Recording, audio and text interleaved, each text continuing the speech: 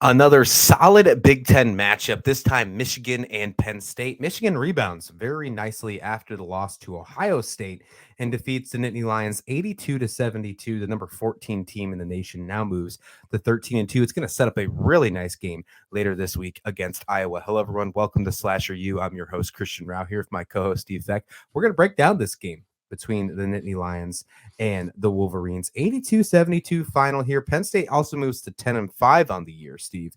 This was a really good game, and we were kind of talking off the air before we got started here, and we both were in agreement here. This Michigan team looked completely different than what we saw against Ohio State. Yeah, absolutely. And it was really throughout. Everybody that was on the floor seemed to be in the game and seemed to be on, on their best, if you will. But honestly, if the Lady Wolverines had not gone on that 10-0 run at the start of the fourth quarter, I think that really finally kind of put the Lions away. It put them back in the cage, if you will, because Penn State, they were battling back and forth at different times in this game. But Leah Brown, what a game. 22 points, 10 rebounds. She was 2 assists away from having a triple-double. I mean, she just played a really nice game, and she started that run with a big three-pointer. And as soon as that bucket went in, you could just see, you could feel it, the Michigan, like, okay, this is ours. This is our game, and I think that Brown is going to be a barometer when you're looking at box scores. That should be the first name that you look at for Michigan. Not that she's necessarily the best player. I mean, personally, when I watch them, that's the player that I kind of focus on.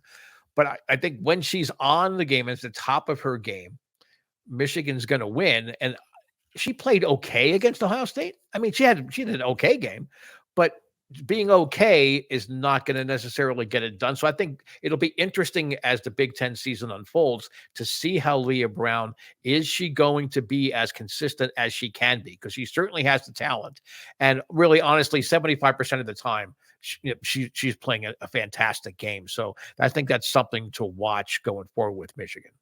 Yeah, Michigan looked really good in this one. They really did. There was some really good moments, especially in that fourth quarter. They outscored Penn State by 10, and that was really enough. I mean, this was a tied ball game at the end of the third quarter, and Michigan just took it to them in the fourth, 25-15, and that was exactly what was needed. I really like some of the stuff that we saw from Penn State, though.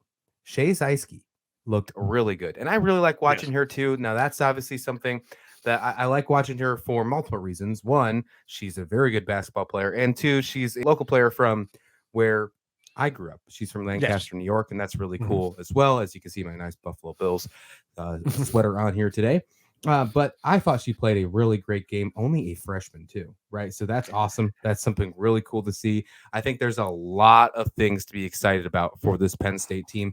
This Big Ten is huge. This Big Ten is very tough. I don't know if Penn State, this is the year for them, or if it's going to be something that I don't see them being at the basement or anything. But this is a team that could shock some people, some teams when we get later on in the season. Now, they did lose this game by 10, but remember, they were just one quarter away from beating the top 15, number 14 team, Michigan, but they let it go. If they can find a way to get a little better towards the end of the game, maybe some conditioning, maybe some better things, this Penn State team is going to look really good. And they are very young right now, too, which is very, very, some really good things to be excited about. Oh, yeah. And Penn State's women's programs are always, I think they recruit a specific type of athlete. Yes, I mean, you want to have some offensive talent, but I think they really look for the well-balanced players. So, I mean, I think Shea is a perfect example of that. And, McKenna Marissa, I think she's a terrific player. Tanea Thompson, Leilani, what is her last name? Kapinas, I think, or Kapinas. I mean, they're solid Division I players. I don't know that they're star quality. I mean, Shea is going to be a star. Shea is going to be, as her career goes on, I mean, she's going to be an All-American candidate year in, year out. And, so and the thing with Penn State, they're guard play. We always talk about it, but really every year it's their guard play that does it. They got out-rebounded by Penn State 40-29. So against teams like Michigan, Illinois that can really control things, inside. I think that Penn State will struggle. I think that they will play teams like Iowa and Indiana and Ohio State really tough because again, I think they can match up, on the perimeter. They shot 47% from the field, considering that they really only made 3 of their last 13 shots in the fourth Right. quarter. Right. And they also they rotate a lot of players in. They're going to go 8 to 10 players deep most nights. I think tonight they only played 9, and that ninth player only had like 5 or 6 minutes, whatever. But they do bring players in off the bench, and because it is a young team, I think that's smart. I think Shea had 15 of her points in the first half. I think she's still getting used to the grind of every team being good. I mean, she was the star in high school, and on all the traveling teams, but now she's having to face there's at least 2 good players on just about every team that they're going to play. So I think she's going to have to build up that stamina. Not that she's not conditioned right, but I mean, your body has to get used to playing tough physical games night in, night out. You can't just get by on talent. So, but yeah, I think the sky's the limit for Penn State. It would not surprise me for them to be a bubble team. As good as the Big Ten is, and the Big Ten on the women's side is just fantastic. It would not surprise me if Penn State is there, even if they end up playing in the WNIT. It would not surprise me if they're not under bubble consideration. Yeah, I'm with you. As for Penn State, like I said earlier, they did move to 10-5 on the year. They're going to take on Purdue, who's 11-3 on Saturday, 2 o'clock Eastern time. Purdue's just coming off a really, really good win on New Year's Day against Wisconsin. That's going to be another tough game for Penn State. I think that that's another test after what we just saw against them against Michigan. I think that you really should pay attention to that one. That's going to be a really good one. There's some really good basketball on this weekend. And as for Michigan, this is a game. I think this is the Big Ten game of the week. This might even be the women's game of the weekend, to be completely honest with you. Saturday, 4:30 Eastern time on Fox.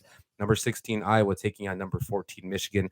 I think this is going to be a very, very good game. If we see the Michigan team that showed up against Penn State, and we see that same Iowa team, even though they just had a heartbreaking loss to Illinois. But if we still see that same team, the team that Caitlin Clark just went completely off and shot lights out, this is going to be a really good game on Saturday. I think that's what we're going to get, Steve. I agree, and it honestly, folks, you need to start to, if you're just coming across our videos here and haven't been following us, you really need to start paying attention to the women's side. It's the best. I say this every day, and I'm going to keep saying it until people actually buy into it and start watching more games, getting those ratings up. I think their ratings have been terrific so far on the national games they've had out there. But yeah, I mean, especially in the Big Ten, anytime you have a chance to watch a women's game, I would choose that over the men's game. I truly do believe that this conference is going to be uber special throughout the season, and every game really is going to be competitive. I completely agree. Let us know your thoughts in the comment description below. What women's team are you rooting for or watching this weekend? Hit like and subscribe while you're there. And thanks for watching Slasher U.